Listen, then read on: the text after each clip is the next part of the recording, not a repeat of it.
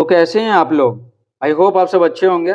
इस वीडियो में हम लोग क्लास 8 साइंस का चैप्टर 2 पढ़ने वाले हैं, जिसका नाम है त्वरित और भूकंप, प्रकृति के दो भयानक रूप। तो इस वीडियो में हम लोग इस चैप्टर का प्रश्न उत्तर हल करेंगे। तो चलिए बिना समय गवाए वीडियो को स्टार्ट करते हैं। तो चलते हैं, देखते हैं प्रश्न अभ्यास में क्या दिया हुआ है यहाँ पे। तो प्रश्न अभ्यास, तो देखिए ये रहा प्रश्न अभ्यास। तो देखिए यहाँ पर अभ्यास का है, सजातीय आवेश एक दूसरे को डैश करते हैं। सजातीय मतलब क्या? प्लस प्लस या फिर माइनस माइनस, सेम जाति का होना चाहिए। तो सजातीय आवेश एक दूसरे को पता है विकर्षित करते हैं, तो हो जाएगा विकर्षित। ठीक है, विकर्षित मतलब एक दूसरे को ढकेलते हैं। उसके बाद क्या है? विजातीय आवेश एक दूसरे को डैश करते हैं। विजातीय आवेश यानी क्या? एक प्लस रहेगा एक माइनस रहेगा। विजातीय आवेश एक दूसरे को आकर्षित करते हैं। ठीक है, एक दूसरे को आकर्षित करते हैं। हो गया आकर्षित। क है तड़ित चालक तड़ित से भवन की डैश करते हैं, तो क्या करते हैं? सुरक्षा करते हैं। क्या करते हैं? सुरक्षा। और घ है भूकंप की तीव्रता का मापन डैश स्केल से किया जाता है, तो किस स्केल से किया जाता है? रिक्टर स्केल से किया जाता है। हो गया रिक्टर। ठीक है, आगे बढ़ते हैं, देखते हैं और आगे क्या सवाल है। दूसरा सवाल है, सर्दियों में स्वेटर उतारते समय चिट-चिट की आवाज होती है, क्यों? ठीक है, इसी तरह का और भी सवाल है, तो चलिए एक एक करके आपको बताते हैं पूरा।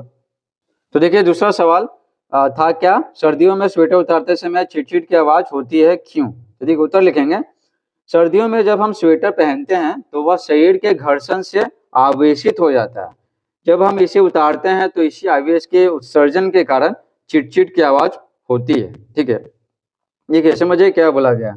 सर्दी में क्या होता है ना, जब स्वेटर पहनते हैं तो हमारे शरीर से क्या होता है? घर्षण होता है। जब कोई दो वस्तु को रगड़ते हैं ना, तो क्या होता है? घर्षण से क्या होता है? आवेशित हो जाता है। एक प्लस होता है आवेशित, एक धनावेश से, और दूसरा ऋण आवेश से। ठीक है, और जब इसी उतारते हैं ना, तो इसी आवेश के उत्सर्जन के कारण यही आवेश क्या होता है? वायु में बाहर निकलता है, और वही क्या? चिट-चिट की आवाज उत्पन्न करता है।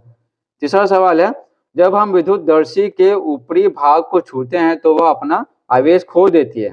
व्याख्या कीजिए। देखिए उत्तर लिखेंगे, जब हम विद्युतदर्शी के ऊपरी भाग को छूते हैं तो आवेश हमारे शरीर से गुजरकर धरती में चला जाता है। इस प्रकार वह अपना आवेश खो देती है। देखिए मानव जो शरीर है ना, मानव शरीर क्या है? सुचालक है। ठीक है, विद्युत का क्या है? सुचालक है।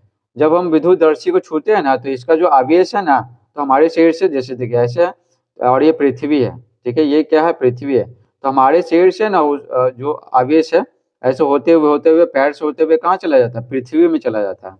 समझे? तो इस प्रकार से क्या होता है? इस प्रकार से धरती में चला जाता है और वो अपना आवेश खो देती है। ठीक है, चौथा सवाल, भूकंप मापी का चित्र बनाकर उसके मापन विधि को लिखिए। चित्र बनाना है। ठीक है, तो ये चित्र है ना, ये भारतीय भवन किताब से एकदम स्पष्ट दिया हुआ, एकदम क्लियर, इसलिए आपके लिए यहाँ पर लगा दिए हैं। ठीक है, फोटो खींच करके लगा दिए हैं। बहुत सारे चैनल वाले तो बताते ही नहीं है, जैसे तैसा खाली अगर मान लेते हैं कि बिहार बोर्ड बुक में अच्छा से नहीं दिया हुआ तो वही बता देते हैं कि ये उतार लीजिए।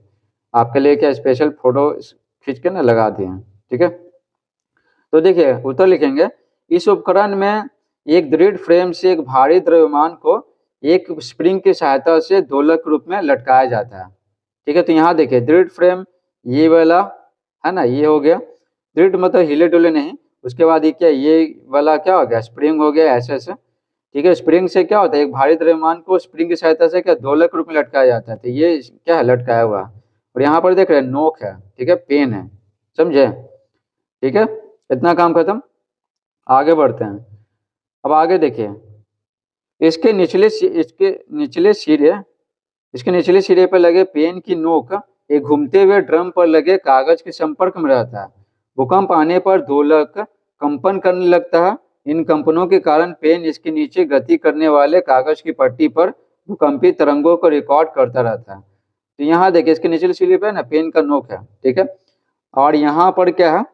और फिर यहाँ पर ये है ना, ये ऐसे घूमते रहता है। और यहाँ पर कागज है, ये वाला कागज।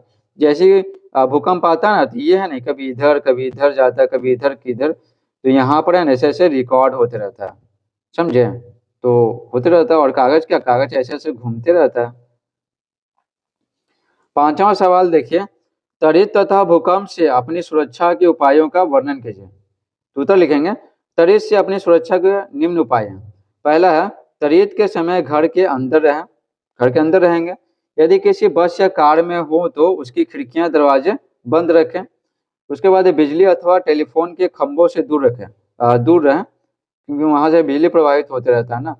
उसके बाद है, भूकंप से अपनी सुरक्षा के निम्न उपाय हैं। भूकंप से सुरक्षा के क्या उपाय हैं? किसी चौकी अथवा पलंग के नीचे भूकंप रुकने तक छिपे रहें। ठीक है, कोई सामान वान गिरेगा तो नुकसान नहीं पहुंचेगा, मतलब चोट नहीं लगेगा। बिजली के तारों और वृक्षों से दूर खुले स्थान में लेट जाए, क्योंकि भूकंप आता है ना तो पेड़ उड़ गिर जाता है, बिजली का तार है, खंबा है, वो सब गिर जाता है, तो वो सबसे दूर रहना।